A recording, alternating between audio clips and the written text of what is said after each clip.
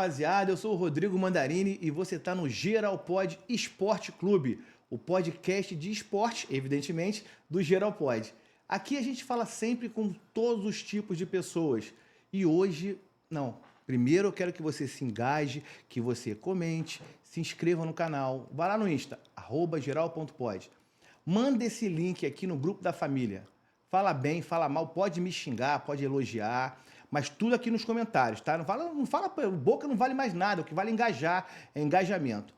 Agora, hoje, a gente sempre fala esse papo de, a gente tem um convidado muito especial, mas hoje, realmente, a convidada é muito importante, muito especial, principalmente para você que, como eu, já se emocionou, principalmente de 4 em 4 anos nas Olimpíadas. Se a gente ficou ali na frente da telinha, torcendo para quem estava no tatame, para as meninas que nos últimos anos têm conquistado resultados tão fantásticos, eu tenho certeza que você vai gostar muito desse papo. A gente vai falar hoje com a principal responsável pelo sucesso do judô feminino brasileiro.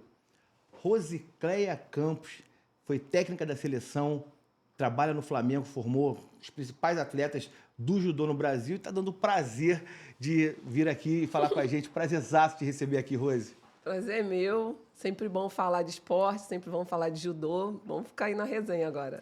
E a Rose é tão especial que ela já veio, veio de vermelho e preto. Aí, tenho certeza, já chega bem, já chega com prestígio aqui. Rose, você hoje continua no Flamengo, né? Sim, eu estou no Flamengo, juntando a minha vida de atleta e treinadora, são 38 anos. Fui para lá com 15, estou com 54, tenho 21 anos de carteira assinada, estou lá firme e forte. E como é que você chega no Flamengo como atleta? Você foi o teu primeiro clube? Como é que conta pra gente? Eu era de uma academia de judô e eu fui competir na Gama Filho, né, a antiga Gama Filho, Universidade Gama Filho, tinha competições lá. E foi tipo um olheiro. A pessoa me viu, eu já era faixa verde, comecei a ganhar de faixa preta muito cedo, né? O judô antigamente feminino não tinha as divisões que tem hoje, porque tinham um quantitativo menor. E aí fui convidada para ir para o Flamengo. E aí o meu pai, flamenguista, seu Rosicléia Campos lá, me levou para o Flamengo. E aí você conseguiu grandes resultados como atleta? Como é que foi a tua vida de atleta? Sim, eu tenho uma carreira bacana de atleta. Eu tenho títulos brasileiros, tenho título pan-americano, não tenho título mundial, né? O judô feminino demorou a decolar, né? O primeiro campeonato mundial foi em 1980, né? Coincidindo exatamente o mesmo período que eu comecei o judô. Então, a história do judô feminino é muito recente. A primeira Olimpíada foi em 92, em Barcelona, do qual eu fiz parte da equipe. Então, eu estou aí desde os primórdios. Você participa como atleta em 92, não? 92, como atleta, da primeira Olimpíada do judô feminino. Em 1988, foi a Olimpíada de demonstração, o judô feminino foi demonstração. Ela não fez parte do quadro de medalhas. Mas o Aurélio Miguel, no masculino, já conseguiu, foi 88, não foi? Ele foi campeão olímpico, mas naquele momento o judô feminino estava como esporte de demonstração, né? Como toda Olimpíadas coloca um esporte, o judô feminino, em 88, em Seul, ele entrou como esporte de demonstração. Em 92, ele já entrou valendo como quadro de medalhas e eu participei da primeira Olimpíada do judô feminino. E como é participar da Olimpíada? O clima é o momento maior do atleta, realmente, né? Não, é sensacional. E eu, graças a Deus, eu acho que eu fiz parte de uma equipe que fez acho que Barcelona é a melhor Olimpíada de todos os tempos. Muita gente fala isso, né? Do ambiente, de tudo, foi sensacional. Né? A gente tinha uma praia particular. Eu que sou chocolate, tinha um quiosque da Mars, eu ia lá toda hora, enchia. Tinha um parque. Não, era frisão mesmo? Tudo liberado, chocolate? Não, é uma loucura. Jogos Olímpicos, quando você vê um cara ganhando a medalha, aquilo ali é o extrato do extrato, entendeu? Os Jogos Olímpicos, na verdade, é uma festa. Então, a grande maioria, ela vai para não ganhar medalha. Exato. Então, ela tem um leque de atrações, de entretenimento absurdo. Então, a pessoa que vai focada realmente para ganhar medalha, ela não pode entrar na vibe da Vila Olímpica. Porque... Não, já passar no chocolate, no MM ali, não dá. Não, tem uma vida noturna, é bem louco, assim. E a gente, em Barcelona, se existia um melhor lugar, que era onde a Espanha estava, a gente estava no segundo melhor, porque o nosso prédio era em frente ao prédio da Espanha. E aí, você não tem noção, o Dream Team passava na porta do meu prédio. Pô, sensacional. Então, assim, para mim, eu fui para todas, desde 92 eu fui para todas, né? Acho que foram 8 Olimpíadas e tive em todas as vilas olímpicas, não tem igual. Barcelona. Cara, que são 8 Olimpíadas no currículo? 8 Olimpíadas no currículo. 7 oficialmente, e Atenas eu fui para assistir, eu era treinadora da equipe de base e fui para assistir. Em Pequim, eu fui a Barcelona, fui a Atlanta, e em Sydney eu fui como técnica auxiliar, eu me aposentei naquele momento, o professor Mamed, que era o presidente da confederação, eu falei para ele, professor, eu estou me aposentando. Ele, não, você vai como treinadora auxiliar. E aí, em Sydney, eu já de atleta engatei para treinadora. E você sempre teve esse perfil de liderança? O que transformou você de uma atleta olímpica na super treinadora? Eu queria fazer tudo diferente. Quando eu era atleta e eu vivia aquilo, assim, a gente vivia muito à margem e à sombra do judô masculino. E eu gritava por independência, sabe? Eu sabia do potencial que nós tínhamos, mas não existia uma política, uma cultura voltada para o judô feminino, né? E naquele momento não existia. E todas as vezes que eu vivenciava aquilo, eu falei assim, olha, eu vou fazer diferente, eu vou fazer diferente. E eu me capacitei para isso, eu me formei. E no mesmo ano que eu fui para a Olimpíada de Barcelona, eu me formei em Educação Física. E no ano que eu estava indo para Sydney, eu estava fazendo a minha segunda pós-graduação. Então eu me preparei para ser treinadora. E aí, quando eu cheguei com o pé muito embaixo, acelerando, né? Calma. Aí me deram uma freada, mas é uma história linda. Mas o que você diz, o pé muito embaixo, foi em que sentido? Porque eu queria tudo de uma vez só, né? Então, assim, eu queria independência financeira, eu queria um projeto só para o judô feminino, e a primeira coisa que a gente fez foi separar o judô feminino do masculino. Falei, olha só, são esportes diferentes. Uhum. A gente não pode ter o mesmo investimento e a mesma cobrança. Então, eram anos, né? A gente está falando que a primeira Olimpíada foi em 92, né? Olha quantos anos, né? A primeira medalha do masculino foi em 64. Então, é muita história antes, né? São quilômetros de rodagem que eu falo, né? Mas, em contrapartida, também é evolução absurda, porque um esporte que o Brasil começa... que o esporte começa olimpicamente em 92 e o Brasil já tem esses resultados, já tem esse prestígio, também é fruto desse trabalho, talvez dessa aceleração que você falou, né? Se tivesse com um pezinho muito lá em cima também, de repente não teria chegado onde chegou, né? Na verdade, foi uma soma de fatores, né? Eu graças a Deus, eu estava no momento certo, na hora certa, com o time certo. O que aconteceu foi o seguinte, a gente não tinha uma política para o judô feminino, não existia um planejamento. O masculino vai para o Japão. Tem dinheiro? Leva 2 meninas. Aí não existia assim, olha, eu vou levar uma equipe para tal lugar. Uhum. Então, o nosso primeiro treinamento independente do masculino, né, eu assumi a equipe andando, né, o Floriano era o treinador, e ele era treinador do Minas Tênis, o Minas Tênis já não dava... liberação para ele. E em 2001, eu virei treinadora do Flamengo, né? Eu já era treinadora da seleção, né? Fui como treinadora para a equipe de Sydney. Em 2001, eu assumi a equipe sub-18. E aí eu fui até o presidente, que hoje é meu atual marido. Edmundo Santos Silva. Aí eu fui com a minha mãe, eu falei assim, olha, eu já sou treinadora da seleção brasileira e eu quero me tornar treinadora do Flamengo. Eu me capacitei para isso. Eu já tinha pós-graduação, eu já tinha a minha conclusão de curso de educação física, e aí eu fui absorvida no quadro de treinador do Flamengo. E aí, em 2002, eu me tornei treinadora da seleção sub-21 da seleção brasileira. Mas eu competi até 2004 pelo Flamengo. Inclusive, fomos campeãs por equipe pelo Flamengo em 2004. Então, eu já estava com 34 anos. A minha carreira como atleta ela foi longínqua, né? E aí, em 2005, eu ainda era treinadora da equipe de base. Eu fui o Peri, na época, ele era o coordenador, né, do Comitê Olímpico Brasileiro, e falou assim, você vai virar treinadora da seleção. Aí eu falei assim, não vão deixar eu ser. Eu estava com 35 anos, né? Nova. E existia uma linha do Comitê Olímpico que queria contratar um treinador cubano e tinha uma linha que queria que eu fosse, né? Porque eu fiz o caminho correto. Eu passei pela equipe de base, tanto a sub-18 quanto a sub-21. Eu já estava lá há 4 anos. Tava Já preparada. tinha todo esse histórico de vivência de Olimpíada, Jogos Olímpicos, Jogos Pan-Americanos, e a minha formação também, né, própria a pedagógica, né, de ter formado em educação física. Eu fiz 2 pós-graduação, uma em treinamento esportivo e judô de alto rendimento. Então, eu me capacitei, eu estava pronta. Teoricamente na pronta. prática, tudo. E aí, mas eu fui convidada pelo Agberto Guimarães a trabalhar no Comitê Olímpico. Eu falei, não, eu quero trabalhar no Comitê Olímpico, né? Porque é onde você queria estar também, né? Eu trabalhava no Flamengo e eu conseguiria conciliar tudo.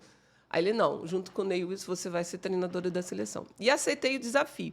Só que foi, falando assim, parece que foi lindo. Nossa, realizou um sonho, mas foi punk. Foi muito punk. Eu recebi muita pedrada.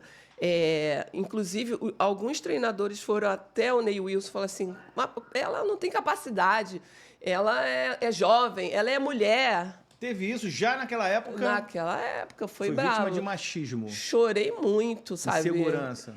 Chorei muito. A primeira competição que eu fui, que foi em 2005, num Pan-Americano em Porto Rico, ele ligava para minha mãe e falei, mãe, eu não vou aguentar, eu não quero isso, mãe, é muita pressão, não sei o quê, porque a gente não ganhava.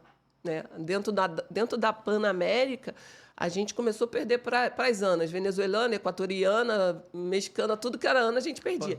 E o judô nacional era uma potência dentro da Pan-América, o judô masculino. A gente ganhava de formas esporádicas. E aí, na minha cabeça, qual era o meu plano? Cara, eu quero transformar o judô feminino numa equipe, num time. A gente não tinha time. A gente tinha a Edinanci, que ganhava, já tinha uma medalha no Mundial. A Dani Zangrando já tinha uma medalha no Mundial. Mas tudo casos isolados. Isolados. Então, eu sempre acreditei, eu sou aglutinador, eu acredito em time, eu sou grudento, eu quero todo mundo junto. E aí foi isso que a gente construiu. A gente construiu um judô feminino.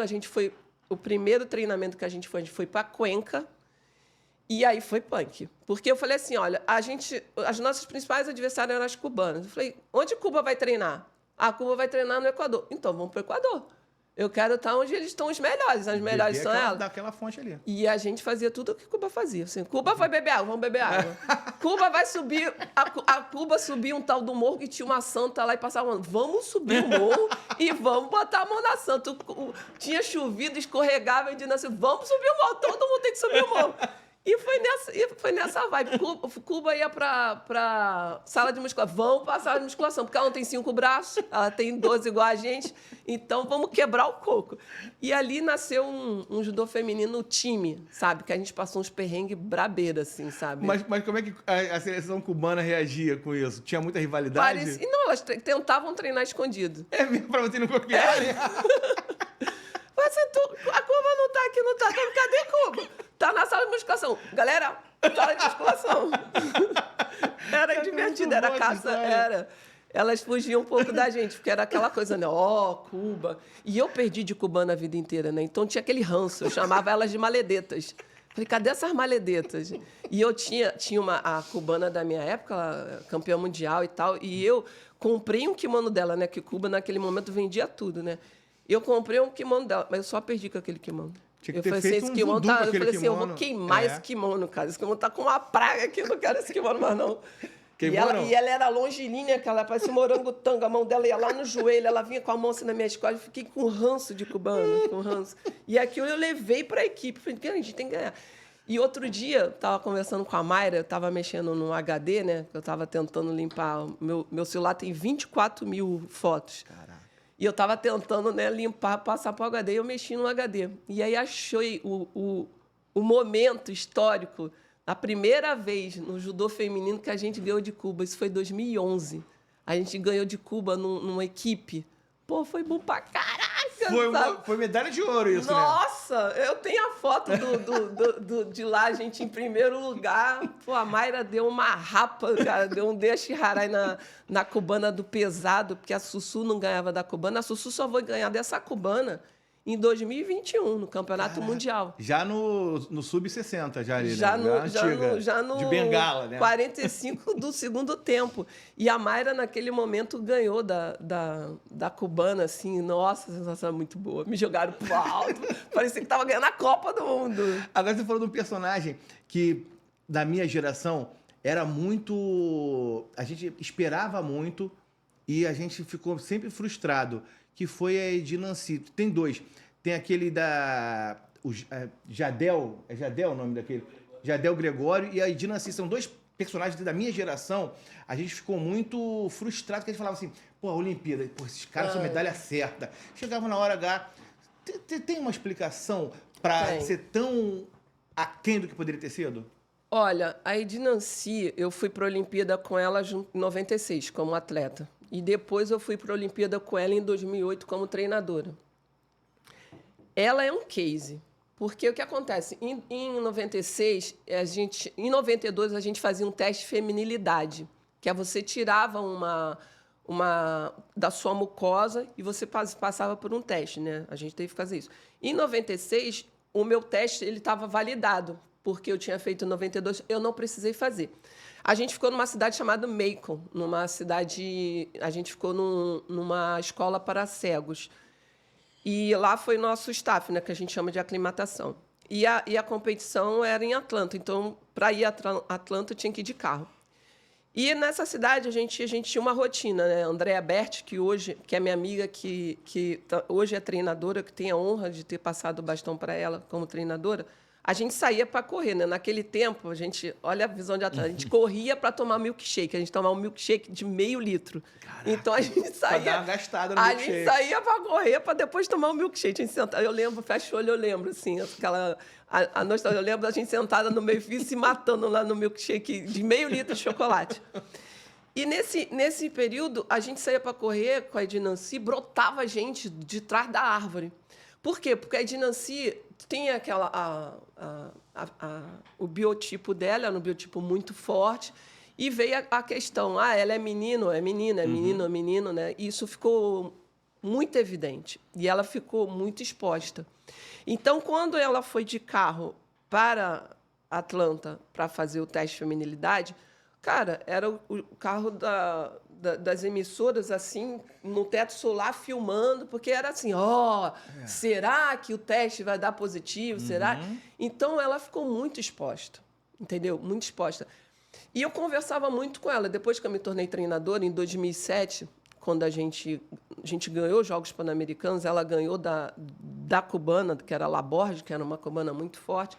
E a Laborde, eu conversava com a Laborde, né? Que a gente tinha uma relação boa. Ela falou assim, a Edinancy só não me ganha quando ela não quer. Então, o que eu penso, né? Isso é o que eu acho, né? A Edinancy, ela foi minha adversária. Aliás, eu sou a única atleta do Brasil que ela nunca ganhou. Ah, é? A única. A Edinancy aí, ó. Você sabe disso. A Edinancy nunca me ganhou, porque, inclusive, quando eu fui para Sydney como treinadora auxiliar, eu treinava com ela. E eu tinha um achi, que ela caía de achi, que é uma varrida de perna. Quando ela botava o pezinho na frente, eu falava, tu não vai cair disso ainda não, né? Um totozinho assim, né? Então, eu sou a única atleta que ela nunca ganhou. E ela passou por esse massacre emocional muito grande. Ela falava para vocês isso? Ela conseguia verbalizar? Porque eu lembro realmente disso, era um massacre mesmo. E era uma outra época, assim, não tinha rede social. Então, ela estava toda hora, na época desse caso, ela estava na televisão com matérias e virou piada, virou chacota. Deve ter sido muito complicado, né? Cara, e ela é sensacional. Ela é de uma presença de espírito. Ela é incrível. Ela é incrível. E eu competi muito com ela, né? E minha mãe, ela depois virou amiga. Ela dormia na minha casa, ficava comigo quando mudou de categoria, né? Antes não. Competindo comigo, minha mãe jamais ia permitir que ela ficasse lá em casa. E aí, aí que vem o caso, né? Ela foi campeã pan-americana. Em 2008, a Quequinha, Kathleen Quadros, ganhou a primeira medalha do esporte individual do Comitê Olímpico do Brasil. A Quequinha é a primeira medalhista individual. Naquela mesma Olimpíada, também ganhou a Flávia e a Malren, né? A Flávia do Taekwondo e a Malren também Então, mas a primeira medalha é da Quequinha.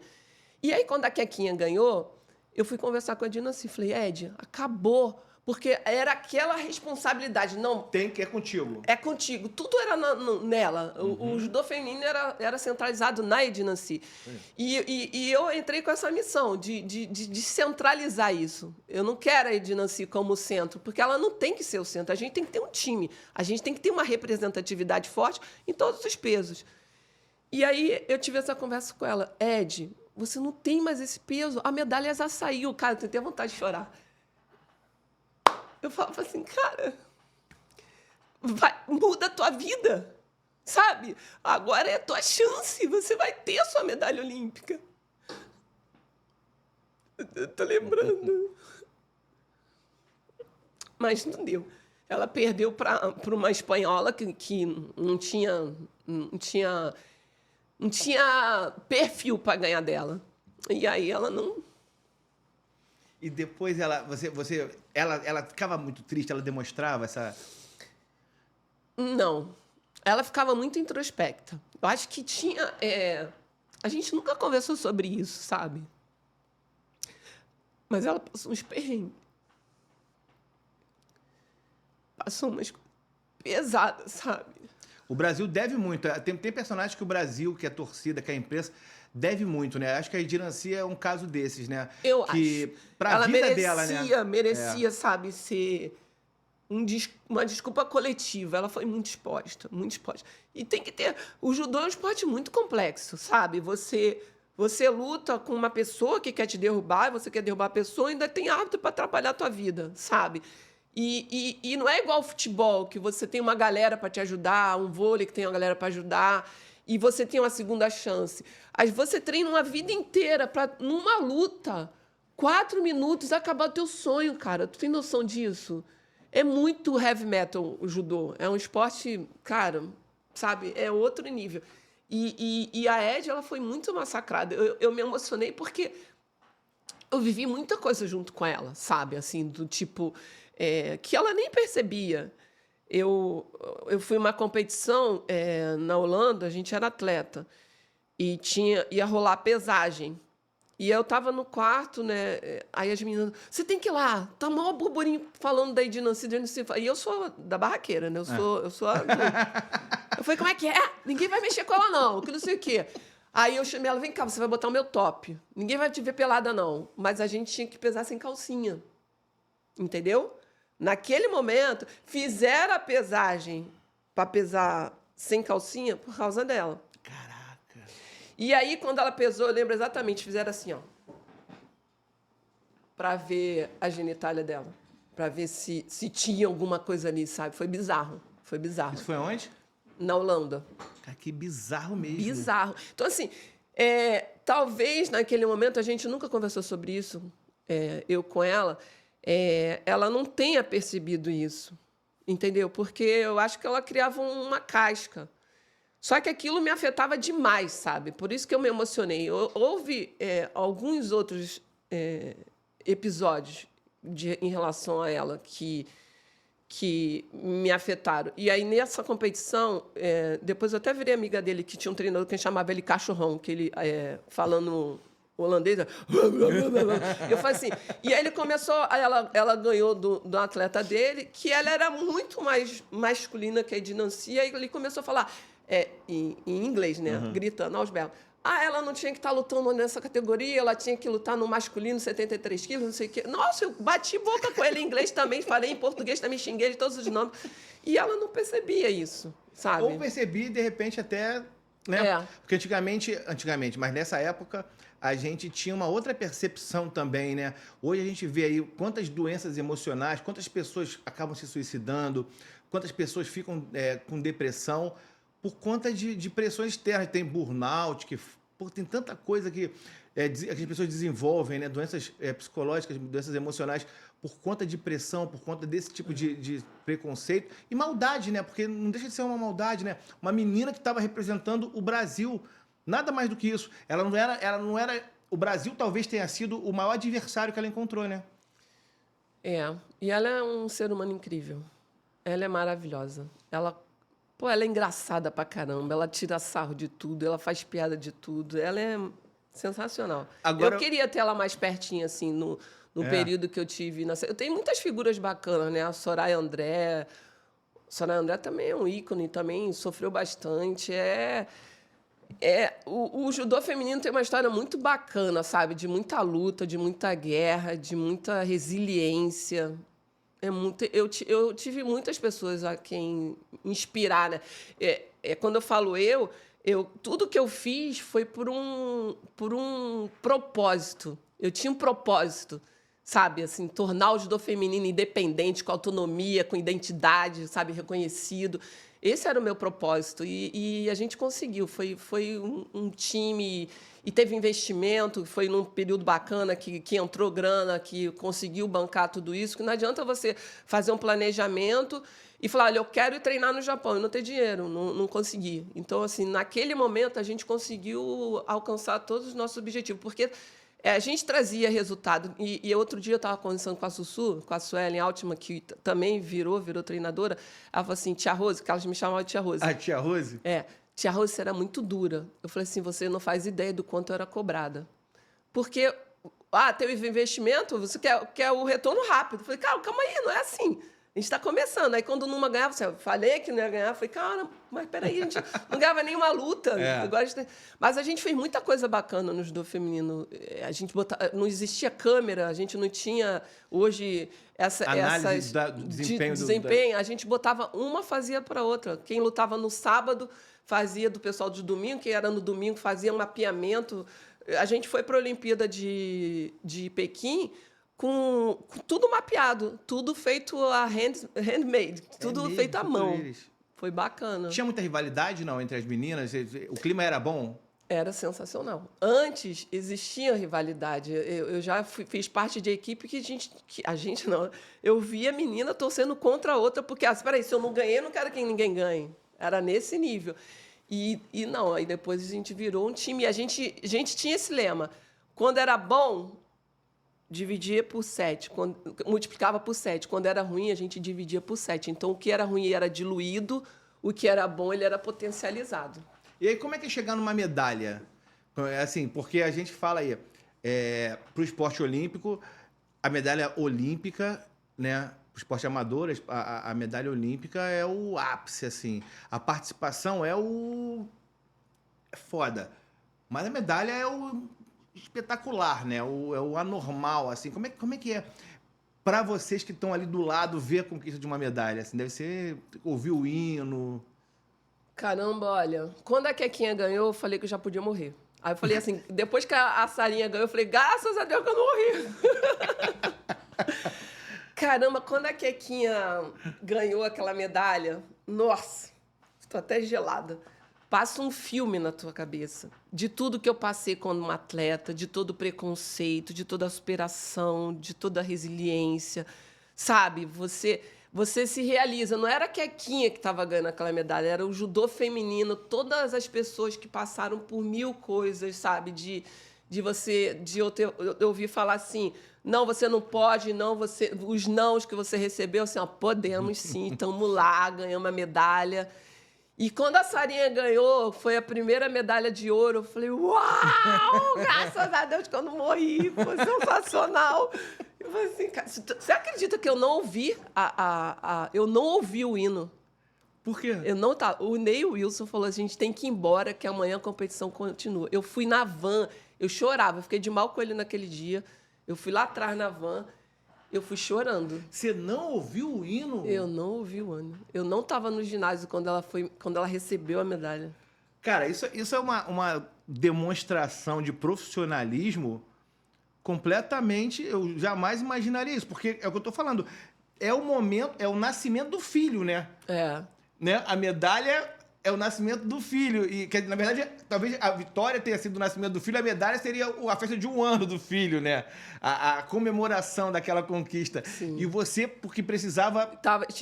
Eu tinha que voltar para a vila, mas eu queria ter ficado, tá? Que fique bem claro isso. Foi o meu chefe que mandou embora. Agora, uma coisa que chama muita atenção, é a tua postura fora da quadra. Fora do tatame. Você briga mais do que elas, muitas vezes. Muitas vezes elas estão lá tranquilinhas ali, mas quem tá brigando mesmo... Eu acho que o pessoal, às vezes, até finge que tomou um ipom, porque fica com medo. Fala, pô, se eu não tomar um ipom aqui, eu vou levar uma da treinadora ali. Esse sempre foi o teu jeito? O que te transforma? Porque você, doce, falando aqui, mas você chega na beira do tatame ali, você vira um monstro, né? Cara, é a vontade de vencer, sabe? Sabe aquela coisa do propósito? Cara, porque O judô feminino ele sempre teve potencial. E tiveram as conquistas do judô feminino. Não tem judô feminino só quando eu assumi. Todo mundo tem a sua história. Eu tenho a minha história como atleta. Existiram outros atletas, a Soraya André, a Patrícia Bevilacqua, que é daqui do Rio de Janeiro, que conquistaram medalhas também, a Soraya Carvalho, minhas amigas. Mas o que faltava era alguém realmente que estivesse ali na frente acreditar. E eu acreditei. Eu fiz elas acreditarem, entendeu? Que era possível, que elas não eram menos que ninguém. E eu carreguei isso. E eu sou muito potente. Eu não sou mais ou menos, né? Eu sou escorpiana com ascendente escorpião. Então, eu sou fogo, né? Então, a água morna não serve nem para fazer chá.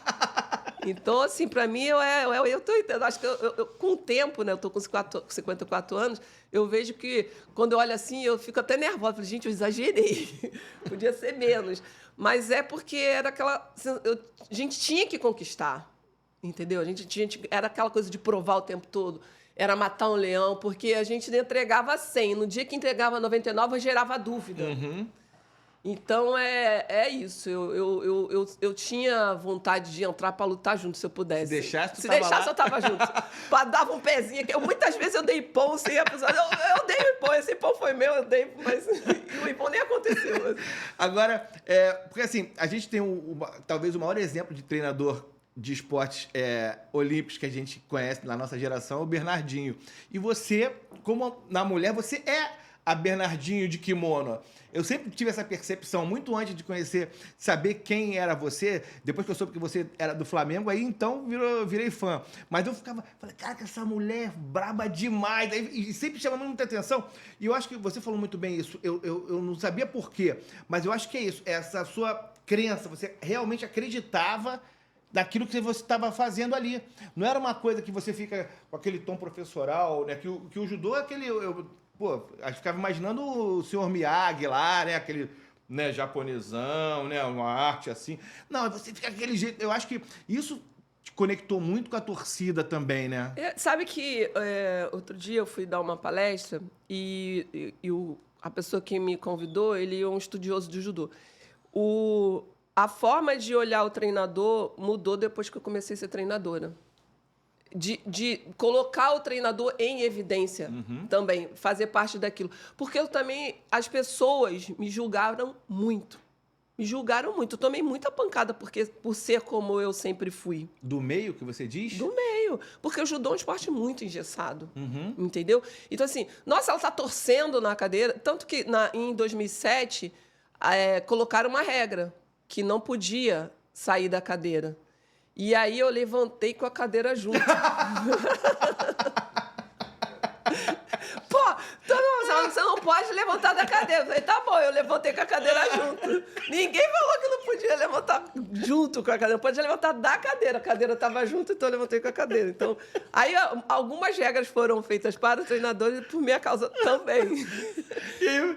Mas também mudou isso, do treinador tá dentro da competição também, porque era só focado no atleta. E aí você vê também um monte de doidinho, que não só sou eu, entendeu? Mas aí focavam muito em mim. Aí teve uma competição da FIGE, a questão do personagem. As pessoas que me conhecem, quando tem competição no Flamengo, e os árbitros falam assim, tá vendo? Eu ouvia, falando assim, todo mundo fala que ela faz um personagem, ela é assim até no faixinha amarela. Ela está envolvida até no... Porque o atleta, ele tem que saber que eu estou junto com ele. Que a gente está lutando junto, que a gente é um só. Entendeu? E é isso. Eu vibro e eu também fico chateada. Não gosto de perder, não. Mas os seus filhos, você tem 2 filhos, né? Isso, um casal de filhos. Casal, Ana Clara e Matheus. E eles lutam, fazem alguma coisa? Não fazem. Fazem judô na escola, mas... Não querem. Meu sonho é que eles sejam faixa preta. Não ser atleta, porque eu acho que eu não ia sobreviver a isso, mas o judô é um esporte que é para a vida. Ele ensina para a vida, sabe? A filosofia, a questão da hierarquia, da humildade de você, mesmo você perdendo, você tem que ir lá a cumprimentar o seu adversário. Isso serve para a vida. Eu gostaria muito que eles fizessem judô. Mas se eles deixarem os brinquedos pelo chão, se não tirarem uma nota boa na escola, eles veem esse lado da Rose ou a Rose em casa é sossegadona? Ah, eu sou uma sargento. Você é sargento? Eu sou cheia de regra. E eu não gosto de quebra. Uma das regras, por exemplo, não pode comer doce. Numa dessas minhas viagens, não pode comer doce dia de semana, tá? Eles menores. E aí, viajando, liguei o Ed no carro, né, com as crianças, um chororô. O que está acontecendo? Aí a Ana Clara fala de trás. Não, é porque eu queria comer paçoca. Eu falei assim, comer paçoca? Hoje é terça-feira, é dia de comer paçoca. Ela já passou. Não, foi papai que deixou. Foi papai que deixou. Já para tirar o dela da reta. Então, você bota medo mesmo. Não é medo. Eu sou educadora, acho que de essência, mas de formação educadora. O judô, ele é muito disciplinador. Então, eu acredito em duas coisas. Em planejamento e você ser disciplina, ser organizado. Né? Você otimiza tempo, sabe? Isso aí, quando você se organiza, você acaba ganhando tempo. Né? O Ed é muito organizado, meu marido. Ele bota as coisas no mesmo lugar. Então, o primeiro princípio da organização, você tirou, bota de volta no mesmo lugar que você vai saber onde está. Então, as crianças, desde pequena...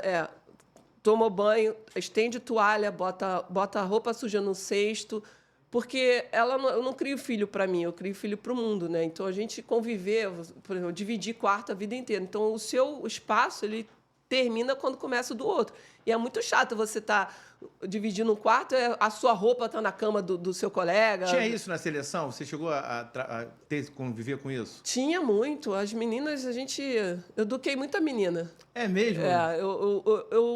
Eu não só fui treinadora, a gente foi uma extensão, né, de se arrumar. Eu sempre falei assim, leva uma roupa para trocar, porque a gente andava muito tempo de uniforme, aí sempre tirei um dia para passear, porque quando eu era atleta, eu fui a Roma 1000 vezes e nunca vi o Papa, né? Então, eu creio nisso. Quando você vai para uma viagem internacional, você tem que tirar um dia, porque aquilo ali é cultura. Você não sabe se vai voltar. Uhum. E as meninas não queriam dormir. Eu falava, você tem a vida inteira para dormir, você tem um avião para dormir, a gente vai sair sim. E a gente fazia passeios culturais, elas achavam não, o que é isso? Não sei. Tira a foto, depois a gente procura o que é. Tá todo mundo tirando foto. Então, isso, a gente... eu, quando treinadora, eu fiz isso acontecer, porque eu sentia falta disso quando eu era atleta. Entendeu? De você conhecer o lugar. Imagina, eu fui não sei quantas vezes para a Itália e nunca tinha ido ao Vaticano. E aí eu fazia isso sistematicamente. Por exemplo, se tivesse uma na equipe que não conhecesse a Torre Eiffel, eu ia com essa uma, levava essa uma lá. Educadora mesmo. Eu né? levava. Não, você vai... nem se eu não quisesse. Não, você vai querer sim, porque você não sabe quando é que você vai voltar para a França, quando é que você vai vir a Paris, você vai sim. Então, era obrigatório. Não tinha muito escolha, não. E tinha que levar uma roupinha também, porque também andar de agasalho, né? de roupa de CBJ, de cobre, eu não deixava, não. Tinha que ter o kit saída, assim. Agora, um outro personagem que é muito legal no judô, pelo menos pra gente que tá de fora aqui, é a Rafa, né? Como é que é o teu relacionamento com ela? É bacana. A gente tem uma relação há muitos anos, né? A Rafa ela passou por processos bem marcantes na vida dela. Quando ela entrou, ela era da seleção de base, ela entrou na seleção sênior. Quando ela entrou na seleção, as regras mudaram. A Rafa pegava muito na perna, né? E aí veio a questão assim, ela não vai se adaptar. Uhum. Só que ela é muito fênix, ela se reinventa, ela é sensacional. Se tem um perfil de atleta, competidor, que gosta de competir, essa é a Rafaela Silva.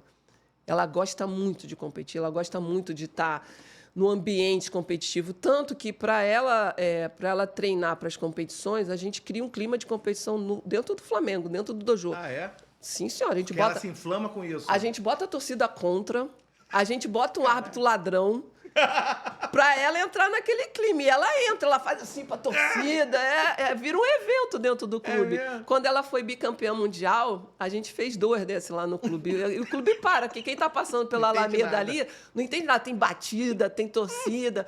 E ela olha assim, ó, pros amigos de treino, do tipo assim, é meu rival, é a minha torcida, olha no olho, o pessoal fica até meio assim. Eu falei, não, continua. O pessoal fica com medo dela, né? Ela dá aquelas encaradas, mas ela precisa disso. A Rafa precisa ser desafiada. Essa questão do doping é um desafio para ela? Tem sido um desafio? Cara, essa questão do doping foi muita sacanagem com ela. A Rafa, eu falo sem medo de errar. Ela nunca se doparia. Nunca. Eu não sei o que aconteceu, eu creio que foi uma contaminação cruzada. Ela não toma nenhum remédio, nenhum suplemento. Nunca ela teria feito isso. Eu entro numa fogueira inteira por ela. Ela jamais teria feito aquilo. E foi muita sacanagem. Podiam ter dado uma pena menor. E foi muito estranho, assim. O que aconteceu? A gente estava no Mundial, no Japão, inclusive.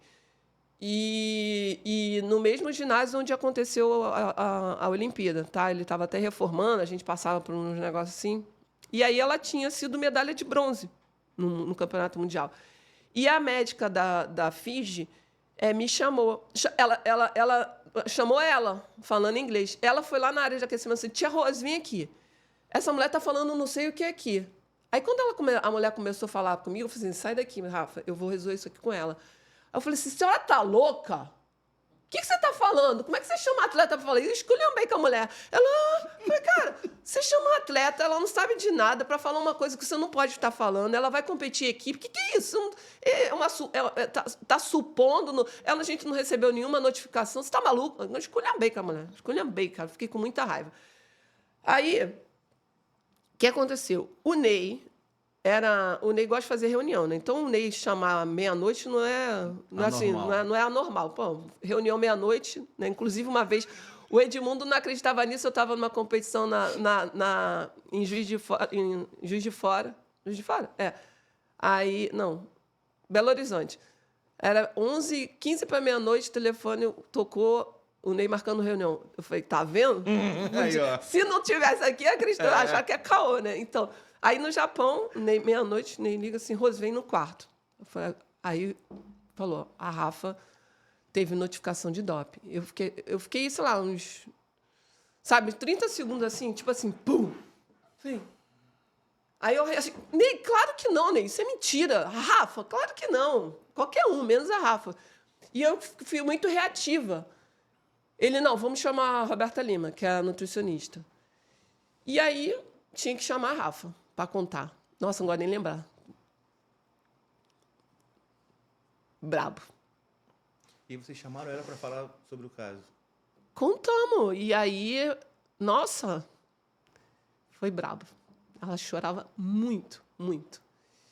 Mas era um choro de quê? Choro de desespero, choro de certeza que ela não tinha feito aquilo, choro de como é que isso aconteceu, e não, eu não fiz isso, e começa a pensar o que poderia ter acontecido, e como é que... E não, mas, pô, é muito brabo, muito brabo. E dá para perceber na reação da pessoa, por isso que eu perguntei, não, choro ela de jamais, eu não tenho medo de errar, eu vou na frente de qualquer...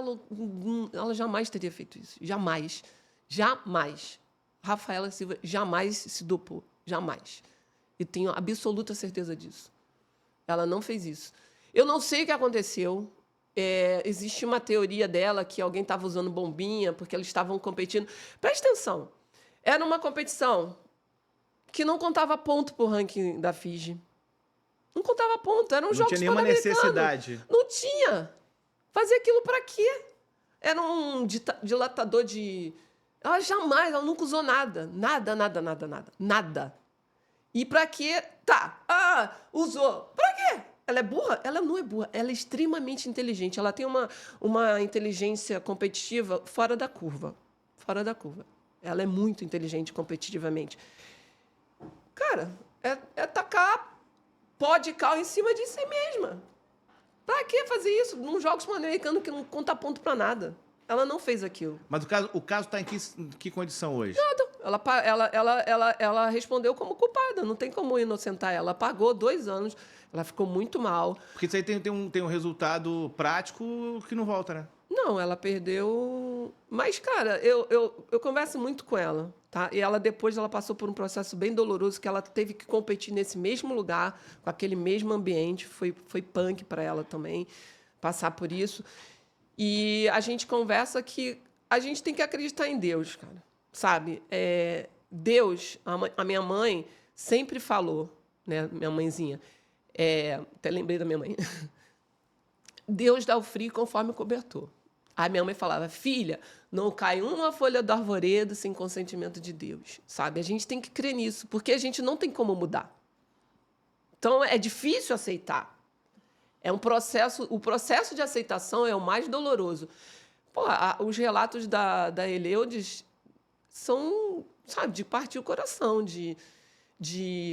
Acho que eu já tinha passado por uma situação parecida, mas nem perto disso. A Érica Miranda, ela machucou o joelho antes de entrar na Vila Olímpica em Pequim. Putz. E dentro da Vila Olímpica, ela fez uma ressonância, o diagnóstico é ruptura de cruzado anterior. Já era, né? E aí a gente foi para uma reunião, eu, Ney, com um médico, não sei o quê, e eu briguei, né?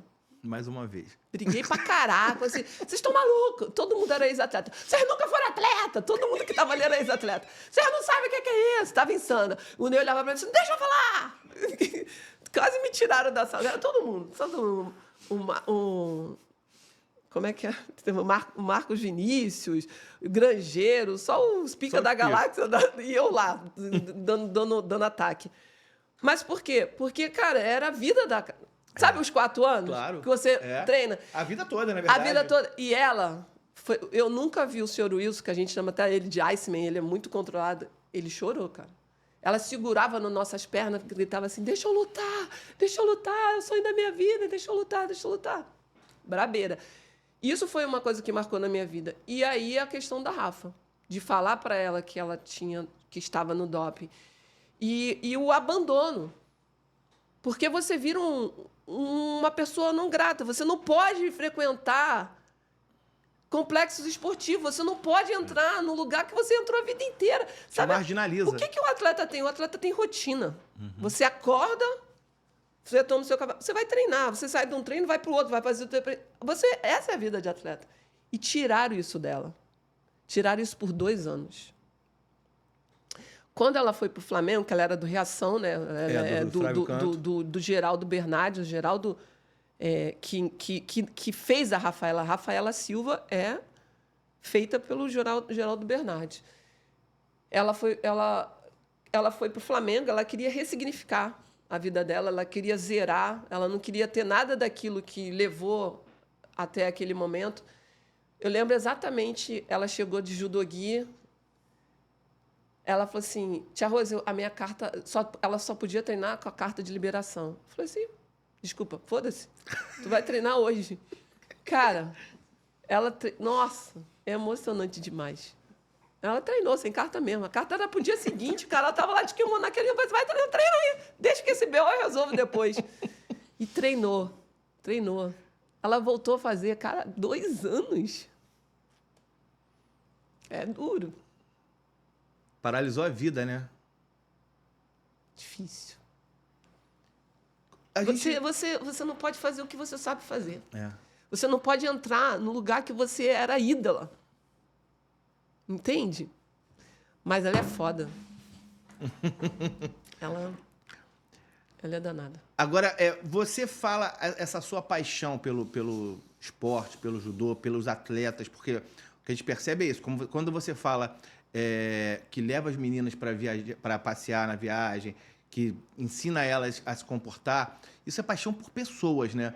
Você hoje você tem uma vontade de trabalhar para esse tipo de pessoas, para levar essa tua condição de educadora, de comunicadora mais à frente? Porque, assim, a gente até combinei com você antes, até te peço desculpa, falei que ia ser super rápido aqui, que eu sei que você tem outros compromissos, mas, assim, a gente está aqui começando a quase 50 minutos de papo aqui, e eu estou pensando aqui em uma quantidade de coisas que a gente tem para falar, e a forma que você se comunica é tão legal que, assim, você pensa é uma vontade tua. Eu sei que você comenta judô em televisão, mas você pensa em trabalhar com isso, palestras, apresentar alguma coisa? Sim, eu fiz curso de coach, né? Coach esportivo. E o meu coach, ele sempre falou isso. Cara, você tem tanto... A sua experiência é tão vasta. Você tem experiência de atleta, você tem experiência de mãe, você tem experiência de vida, você tem experiência de mulher. Você tem um leque tão amplo de possibilidades que você tinha que fazer essa troca. E eu coloco o meu judogi há muitos anos, né? Eu comecei com 10 anos de idade, eu tô com 54.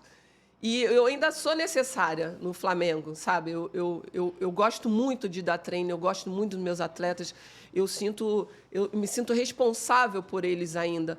Mas eu quero ampliar a minha capacidade de impactar pessoas.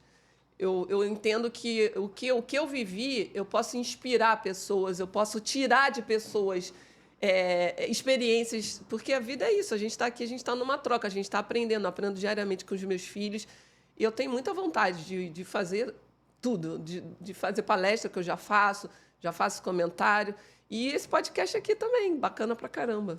E assim, faltando um ano, faltando um ano para a Olimpíada, que eu acho que é quando os olhos do mundo realmente, porque você mais do que ninguém, você sabe que o esporte olímpico, a gente de fora só dá valor realmente na beirolinha ali da Olimpíada. Então assim, faltando um ano para a Olimpíada, eu até queria pensar, queria te fazer um convite mesmo para a gente tentar fazer algum projeto que inspirasse, que mostrasse para as pessoas quem são esses atletas que daqui a um ano vão estar representando o Brasil, para que a gente não chegue lá na hora e o atleta perca o resultado e a gente caia de pau em cima. Isso. E a gente veja os dramas que eles sofrem e principalmente a força, porque assim, você hoje não sempre, mas trabalhar com esporte é você trabalhar no Brasil com pouco incentivo, com muita pressão. E não é mimimi, não. Eu trabalhei com jornalismo esportivo há mais de 20 anos e eu sei que realmente, principalmente vocês do esporte olímpico, vocês têm muito pouco apoio, mas nesse último ano ali, principalmente quando começar a virada do ano para o ano da Olimpíada, vai aparecer um monte de apoios que, infelizmente, vocês também não podem nem abrir mão disso, mas a gente sabe que tem muito oportunismo. E se a gente conseguisse, de repente, contar histórias, eu queria até te fazer um convite para a gente pensar alguma coisa aqui no Geral Pode.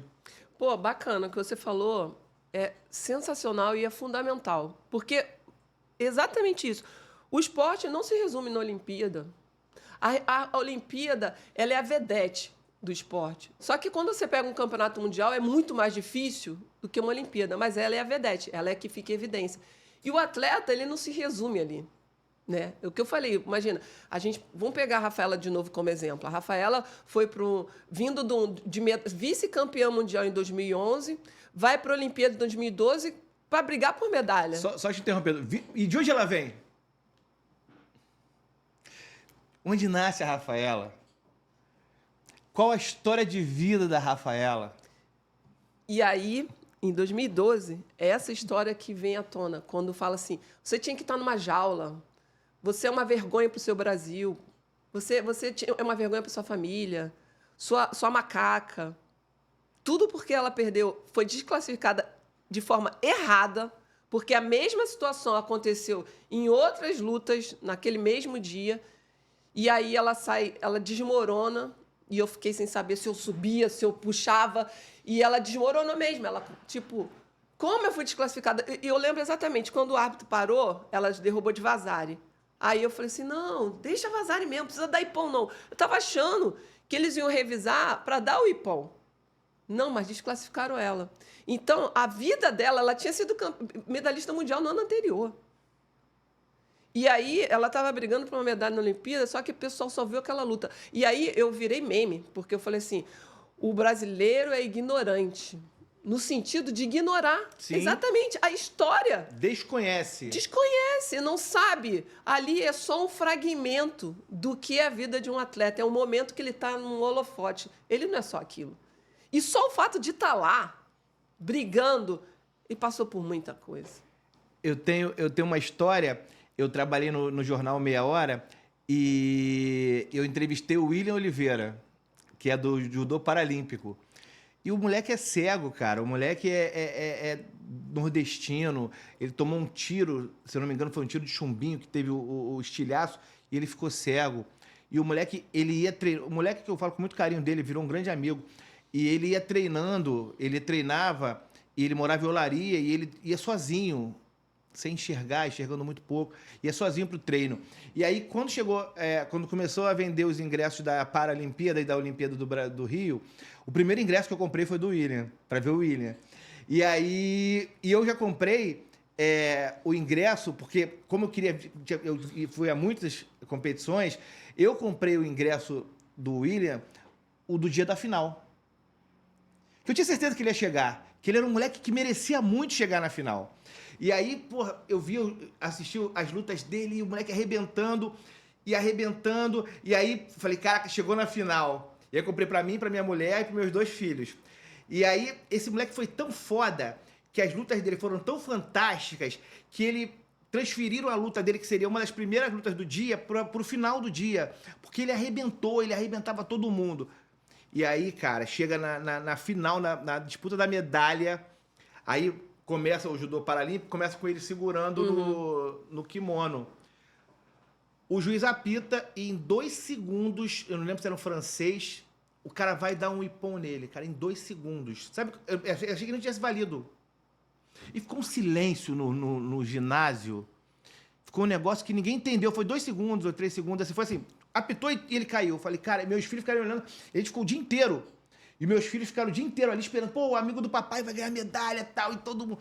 Aí a gente ficou um olhando pra cara do outro, ficou um clima assim de tristeza.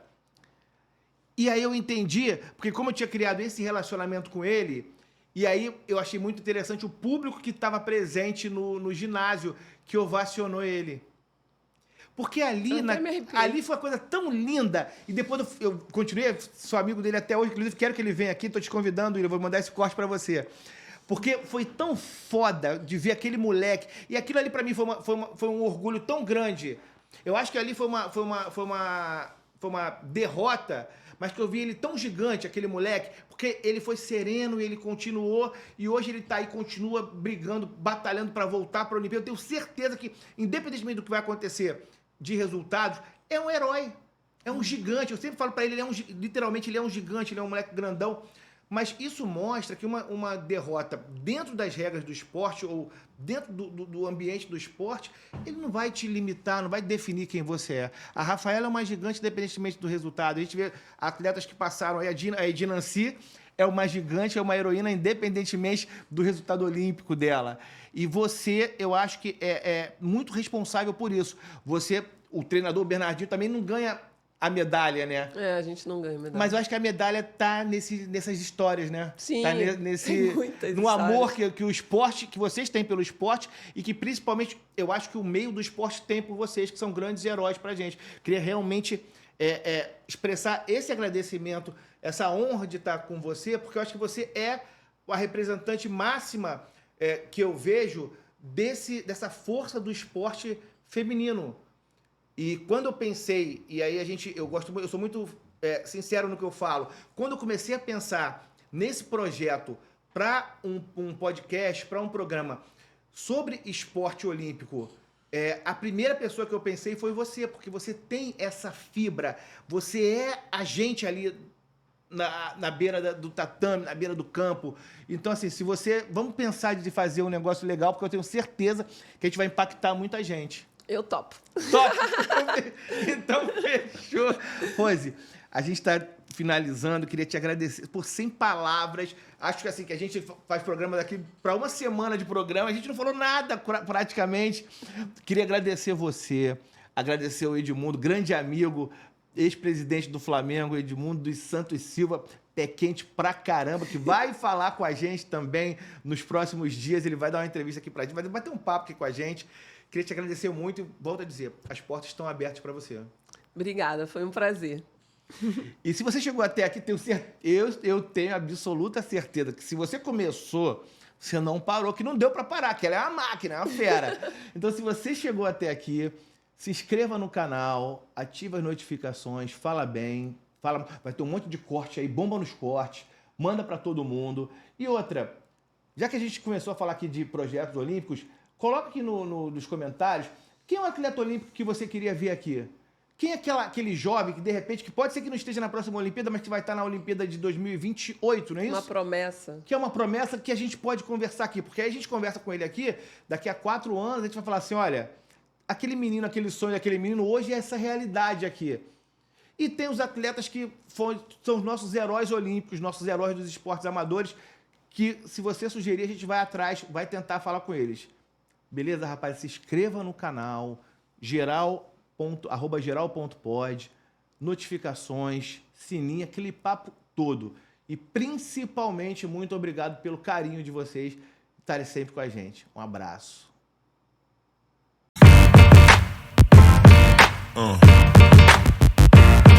Yeah. Yeah.